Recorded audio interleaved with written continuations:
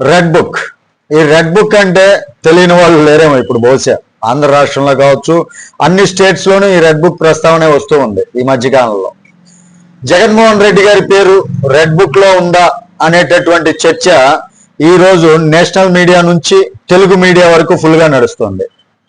అసలు దీనికి గల కారణం ఏంటనుకుంటున్నారు? దీనికి గల కారణం ఏంటంటే, నిన్న ఢిల్లీలో జరిగినటువంటి ఒక సదస్సులో నారా లోకేష్ గారు పాల్గొన్నారు. అక్కడ ఆయన డైరెక్ట్ గా ఒక జర్నలిస్ట్ అడిగినటువంటి ప్రశ్న, ఆ సదస్సులో అడిగినటువంటి ప్రశ్న ఏంటంటే, రెడ్ బుక్ అంటున్నారు కదా, దాదాపుగా ఈ రెడ్ బుక్ పేరు మనం ఎప్పటి నుంచి ఉన్నాం? లోకేష్ గారి యువగలం పాదయాత్ర దగ్గర నుంచి మనం వింటూనే ఉన్నాం సహజంగా. అదే ప్రస్తావన నిన్న ఈ సదస్సులో కూడా వచ్చిందనమాట. ఏమంటే మీరు రెడ్ బుక్ అంటున్నారు కదా, మరి జగన్మోహన్ రెడ్డి గారి పేరు ఆ రెడ్ బుక్ లో ఉందా అని ఒక అక్కడ ఉన్నటువంటి వ్యక్తి ఒక అతను అడిగారు. ఏం చెప్పాడు అనుకుంటున్నారు మీరు అందరూ? చాలా మంది చూసే వాళ్ళు ఏమనుకుంటారు, ఉంది అనుకుంటున్నారా లేదనుకుంటున్నారా? ఒకవేళ మీరు ఏదైనా సమాధానం ఏం చెప్పాలన్నా కామెంట్ రూపంలో తెలియజేయండి. ఇక్కడే అసలు ట్విస్ట్ మొదలైందండి. అక్కడ లోకేష్ గారు చెప్పినటువంటి సమాధానం ఏదైతే ఉందో ఆ సమాధానంలోనే కన్ఫ్యూజన్ లో వెళ్ళిపోయారు. అసలు లోకేష్ గారు ఏమన్నారంటే, అతి త్వరలోనే మీకు తెలుస్తుంది. అంటే దీన్ని మనం ఎలా చూడొచ్చు అంటే, ఇది ఒక డిప్లొమాటిక్ ఆన్సర్ అని చెప్పుకోవచ్చు. ఎందుకంటే ఉంది అంటేనేమో రాజకీయంగా పెద్ద దుమారం లెగుస్తుంది, రాజకీయ ప్రకంపనలు మొదలవుతాయి. లేదు అంటే రెడ్ బుక్ అంటే ఒక బలహీనమైనటువంటి ప్రచారం. రెడ్ బుక్ అంటే ఎవరికి భయపెట్టడానికి మాత్రమే పెట్టారు ఈ పేరు అన్నట్లుగా ఒక రకమైనటువంటి క్రియేషన్ వస్తుంది. అందుకే మనం సహజంగా అనాలిసిస్ ఎలా ఉంటుందంటే, ఆయన చెప్పినటువంటి సమాధానాన్ని మనం అనాలిసిస్ చేస్తే ఇది ఒక క్లాసిక్ పొలిటికల్ హోల్డ్ స్టేట్మెంట్ అనొచ్చు. ఎందుకంటే భవిష్యత్ ఆప్షన్స్ ఏవైతే ఉంటాయో ఆ ఆప్షన్స్ ని ఓపెన్ గా ఉంచుకునేటటువంటి సమాధానం. గతంలో చూసినట్లయితే మనం వల్లభనేని వంశీ గారు కావచ్చు, పోసాని కృష్ణమురళి గారు కావచ్చు, ఇలాంటి పేర్లు అంటే ఇలాంటి వాళ్ళు అరెస్ట్ అయినప్పుడల్లా రెడ్ బుక్ ప్రస్తావన వచ్చేస్తూ ఉంది. ఎందుకంటే లోకేష్ గారి రెడ్ బుక్ రాజ్యాంగం నడుస్తుంది అనేటటువంటి ప్రస్తావన వైసీపీ వాళ్ళు తీసుకొస్తూ ఉన్నారు. ఎవరు అనుకున్నా అదే అనుకుంటూనే ఉన్నారు. కానీ అప్పుడు అధికారికంగా, కానీ మనం చూసినట్లయితే అప్పుడు ఇప్పుడు ఎప్పుడు కూడా అధికారికంగా లిస్ట్ లో పలాని పేరుంది, లిస్ట్ లో వీళ్ళ పేరుంది అని చెప్పి ఎవరి పేరు కూడా బయటికి రాల. అంటే అధికారికంగా ఎవరి పేరు ఉందో ఎవరికి తెలియదు. కానీ అరెస్ట్ అయిన ప్రతిసారి లోకేష్ గారి రెడ్ బుక్ రాజ్యాంగం ఇది ఆనవాయితీలాగా మారిపోయింది అనమాట. ఇప్పుడు ప్రశ్న ఏంటంటే, నిన్న అడిగినటువంటి దానికి వైఎస్ జగన్మోహన్ రెడ్డి గారి పేరు కూడా ఉందా అంటే, ఇక్కడ మనం ఒక ముఖ్యమైనటువంటి పాయింట్ గుర్తించాలి.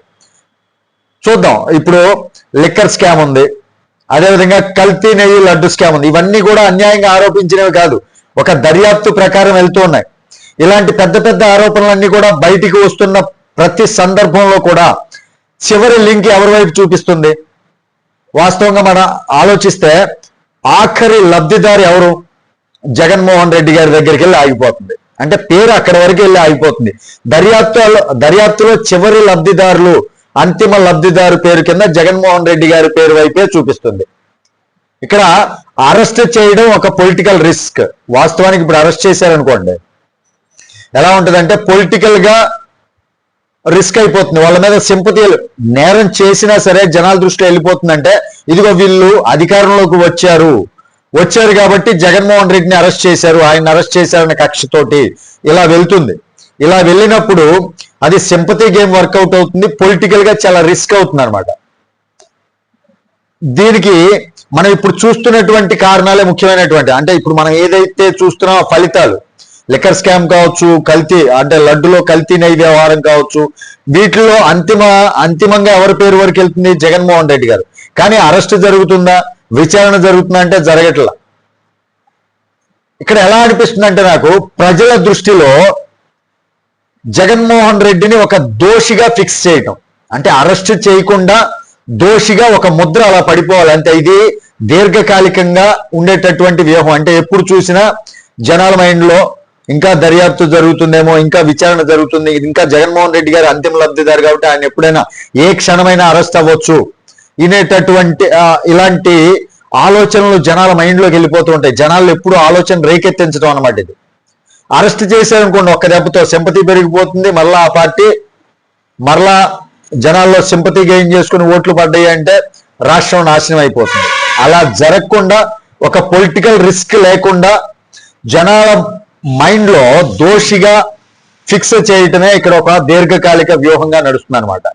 ఇక్కడ ఇంకో ఆసక్తికరమైనటువంటి విషయం ఏంటంటే జగన్ కూడా ఇప్పుడు ఏం చెప్తున్నాడు ఈ మధ్యకాలంలో, నేను ఒక డిజిటల్ బుక్ తీసుకొస్తున్నాను, ఆ డిజిటల్ బుక్ మీకు ఏ రిస్క్ ఉన్నా అంటే మీకు ఏ ప్రాబ్లం ఉన్నా ఎవరి వల్ల ఎలాంటి ఇబ్బంది కలిగినా ఆ డిజిటల్ బుక్ లో నేను తీసుకొచ్చేటటువంటి ఆ డిజిటల్ బుక్ లో మీ పేర్లు నమోదు చేసుకోండి అని చెప్తున్నాడు. ఆ తర్వాత నేను నా ప్రభుత్వం వచ్చిన తర్వాత మీకు తగిన న్యాయం చేస్తా అని చెప్తున్నాడు. కానీ అందులోనే ఆర్కే రోజా, విడుదల రజనీ లాంటి పేర్లు వాళ్ళ పార్టీకి సంబంధించినటువంటి వ్యక్తుల పైన కూడా ఆ డిజిటల్ బుక్ లో కంప్లైంట్లు రావటం మొదలయ్యాయి. అంటే రెడ్ బుక్ పొలిటికల్ గా ఒక వెపన్ గా మారిపోయింది. ఇక ఇప్పుడు చాలా మంది చెబుతున్నటువంటి మరో కోణం ఏంటంటే జగన్ పేరు రెడ్ బుక్ లో ఉండకపోయినా జగన్ పేరిట ఇంటర్నేషనల్ గా రెడ్ బుక్ అనేది ఒకటి క్రియేట్ అయిపోయింది. అంటే ఏం లేదండి, జనాల మైండ్ లో క్రియేట్ అయిపోయింది ఆల్రెడీ. అధికారిక పార్టీ స్ట్రాటజీ ఏంటంటే అరెస్ట్ అవసరం లేకుండా ప్రతి వ్యవహారాన్ని బయటికి తీసి ప్రజా కోర్టులో నిలబెట్టడం. అరెస్ట్తో పని లేదు, అరెస్ట్ అయితే ఏమైతే సింపతి గెయిన్ అయింది. అరెస్టుతో పని లేకుండా ప్రతి ఒక్కదాన్ని ప్రజల దగ్గర వరకు తీసుకెళ్లారనుకోండి, తీర్పు ప్రజల మైండ్లోకి తీసుకెళ్లారనుకోండి, ప్రజా తీర్పు ఏంటి అనేది తర్వాతే బయటపడుతుందా. అంటే ఇక్కడ ముఖ్య ఉద్దేశం ప్రజా కోర్టులో జగన్మోహన్ రెడ్డి గారిని దోషిగా నిలబెట్టాలి. This is the main strategy అన్నమాట. ప్రస్తుతం ఉన్నటువంటి రాజకీయ సమీకరణాల్లో నారా చంద్రబాబు నాయుడు గారు కావచ్చు, పవన్ కళ్యాణ్ గారు, లోకేష్ గారు అందరూ ఒకే లైన్ ఫాలో అవుతున్నట్లుగా కనిపిస్తుంది.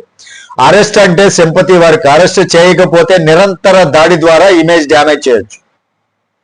రెడ్ బుక్ లో పేరు ఉందా లేదా అనేది కంటే ప్రజల ముందు ఎవరి ఇమేజ్ ఎలా బిల్డ్ అవుతుంది అనేదే అసలు రాజకీయ గేమ్ అన్నమాట. ఇక్కడ జగన్ను వెంటనే అరెస్ట్ చేస్తారా లేక ఎన్నికల దాకా పొలిటికల్ ప్రెషర్ పెంచుతారా, అది పూర్తిగా పొలిటికల్ క్యాల్కులేషన్ మీద ఆధారపడి ఉంటుంది. కానీ ప్రస్తుతం జరుగుతున్నటువంటి పరిణామాలు చూస్తే రెడ్ బుక్ అనేది ఒక సింబల్ మాత్రమే, అసలు గేమ్ మాత్రం ప్రజల మనసుల్లో నడుస్తుందని చెప్పుకోవచ్చు.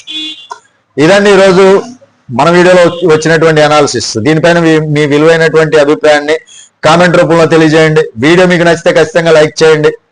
ఇలాంటి అనాలిసిస్ వీడియోలు మరిన్ని చూడాలి అనుకుంటే మిస్ అవ్వకుండా సబ్స్క్రైబ్ చేసుకోండి. Thank you. జై హింద్.